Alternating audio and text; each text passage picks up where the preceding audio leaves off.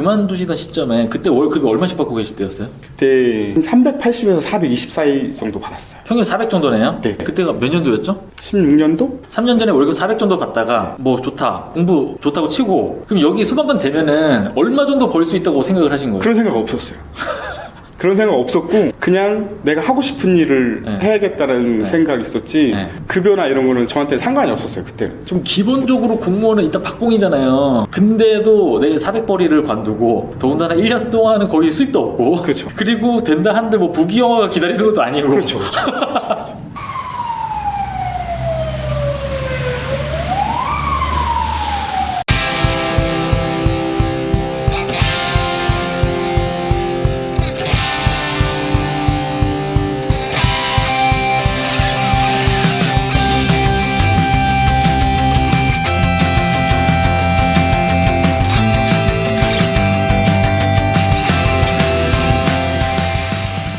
안녕하세요. 반갑습니다. 안녕하세요. 먼저 자기소개 부탁드릴게요. 대전에서 근무하고 있는 소방관 조연길이라고 합니다. 실제 나이가 어떻게 되세요? 올해 41살이요. 40살이요? 40대세요? 네네 40대. 전 당연히 30대인 줄 알았는데. 아니에요. 좀 늦게 들어왔어요. 37살에 시험 봐서 들어왔어요. 아, 소방관은 37살에도 될 수 있어요? 40살이 기준이고요. 군대 경력 포함해서 플러스 알파가 돼요.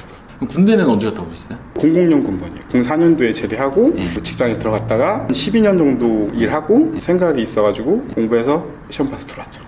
일단 고등학교 때부터 여쭤볼게요. 고등학교는 그냥 인문계 나오신 거예요? 아니요. 저 공고 나왔어요. 자동차과. 공고요? 자동차과 나오셔서 그 다음에 대학교는요? 소방안전관리과를 들어갔는데요. 근데 전혀 관심이 없었어요. 자동차도 관심이 없었고 네. 소방안전관리과도 관심이 없었어요. 그냥 그 시대에 실업계 중에 괜찮다라고 생각하는 직업이 자동차 관련 그런 거였고요. 앞으로 좀 유망해 보이는 네. 게. 예. 그래서 전문대 중에 가장 유명한 과가 어디냐? 소방안전관리과다. 누가 그냥 뜬구름잡이 그렇게 얘기를 해가지고 거기를 가자. 갔는데 거기도 마찬가지로 공부하기가 싫은 거예요. 내가 그래서 좋아하는 과목이 아니니까. 그렇죠. 그만뒀죠. 아, 중간에 그래. 군대를 갔는데 군대 생활이 처음엔 너무 힘들었는데 네. 너무 재밌더라고요. 남자들만 있는 데서 힘들게 훈련하고 낙하산 타고 깊은 물에도 들어가고 암벽 등반도 하고 막 이러니까 너무 재밌는 거예요. 낙하산 타셨으면 뭐 어딜 다녀오신 거예요? 저 특전사 갔다 왔어요. 너무 좋은 거예요. 네. 군대 체질인 거예요? 그렇죠.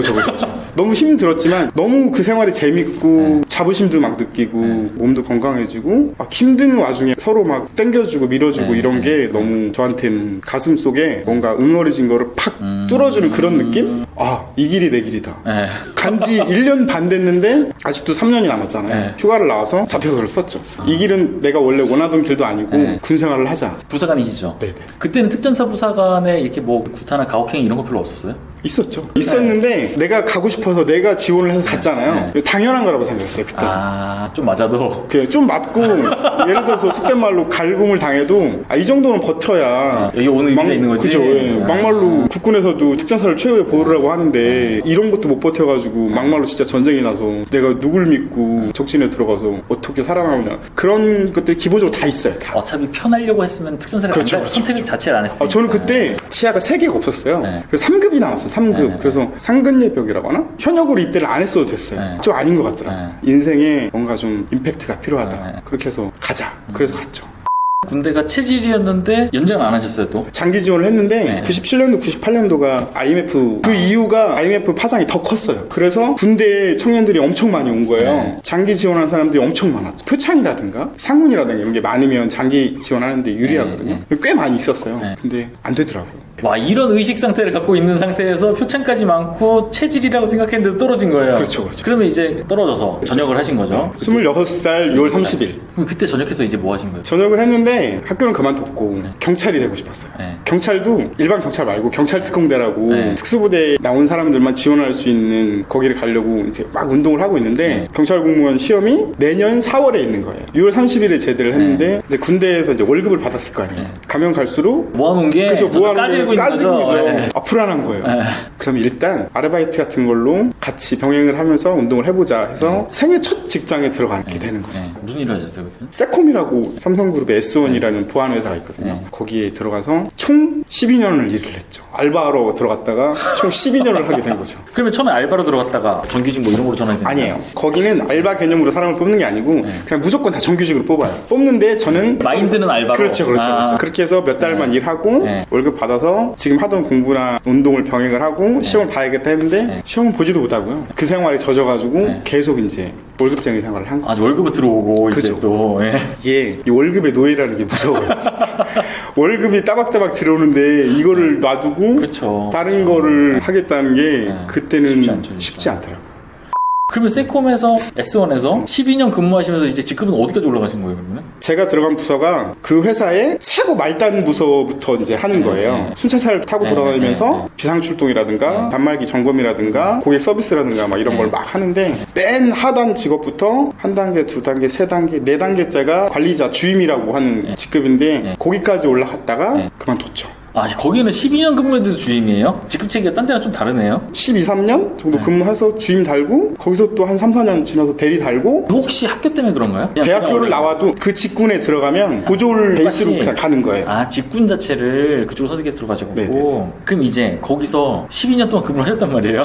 그럼 왜 나오신 거예요? 거기 있는 모든 사람들이 일을 진짜 열심히 해요. 일을 안 할 수가 없는 체계예요. 제가 그때 교대 근무였거든요. 아침 6시 반까지 출근이에요. 그래서 7시에 교대를 하고 현장에 나가서 고객 서비스 하고 일 있는 거 막 치고 저녁 7시에 들어오면 그날 마무리 업무를 또 해야 돼요. 그래서 위에 막 보고서 작성해가지고 보고하고 이건 뭐예요?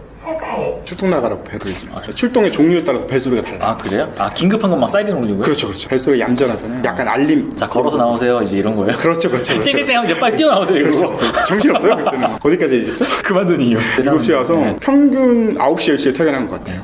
잠깐 자고 새벽 한 5시쯤 일어나야 아침밥 못 먹고 그냥 씻고 출근하는 그 정도 수준이거든요. 괜찮았어요. 35에 결혼을 했어요. 첫째가 딱 태어나고 이직에 대한 고민은 항상 있었어요. 항상. 근데 직업에 대한 아무런 감각이 없었어요. 감각이. 어떤 일을 해야겠다. 나는 몸뚱이 아래밖에 없으니까 배운 게 몸 쓰는 것밖에 없었고 뭐 어떤 기술이라든가 능력, 학력이라든가 아무것도 안 되니까 어느 날 아르바이트생이 들어왔어. 진짜 아르바이트생. 둘이서만 이제 다니는 거예요. 잘해줬어요. 알고 보니까 이제 특전사 후배더라고요. 10년 갭 차이 나는 친구가 한 일주일 정도 그렇게 같이 다녔나? 선배님, 그때는 존댓말을 썼거든요. 말씀하시라고 그랬더니 사실은 충북에 소방관 합격을 했는데 소방학교에 교육을 들어가기 전까지 한 3개월 정도 시간이 있다. 그래가지고 아르바이트 해가지고 해외여행을 가려고 그렇게 들어왔다. 선배님한테는 그냥 말씀을 드려야 될 것 같아서 말씀을 드리는 거다. 아, 그러냐고. 더 편하게 해줬어요. 또. 아, 너무 편하게 해주니까 부담스럽구나. 자기 곧 떠나야 되는데. 그럴 수도 있죠. 그럴 수도 있죠. 네. 아, 이렇게 잘해줬는데 나가면 완전 배신자처럼 느껴질 수가 있으니까. 그럴 수도 있어. 근데 그 친구가 제 손을 딱 붙잡더니 선배님도 한번 해보십시오. 딱 그러는 거예요. 아유, 저는 중학교 때 이후로 공부를 해본 적이 없고 생각해본 적도 없다. 지금 나이가 몇 살인데 그때 몇 살이었어요? 36살 8월 달에 했어요. 그때. 아, 진짜 해보시라고. 특수부대 출신자들은 소방관 구조대에 들어갈 수 있는 자격이 기본적으로 있는데 9급 공무원 시험 5과목을 봐야 되거든요. 그중에 3과목만 보면 된다. 영어, 소방학 개론, 국어 이렇게 3과목만 보면 된다. 그렇게 어려운 수준이 아니다. 근데 그 사람은 합격했으니까 어렵지 않은 거지. 얼마나 어렵겠어요. 근데 그 주에 토요일 날 아침에 출근하려고 현관문을 열고 거실을 봤는데 저희 와이프하고 완전 깐난데 우리 아들이 대자로 누워가지고 자고 있는 걸 딱 보는데 마음이 좀 싱숭생숭한 거예요. 너무 힘들고 피곤하고 출근하기 싫고 막 너무 짜증나고 근데 벌이는 괜찮았고 그런 상태였거든요.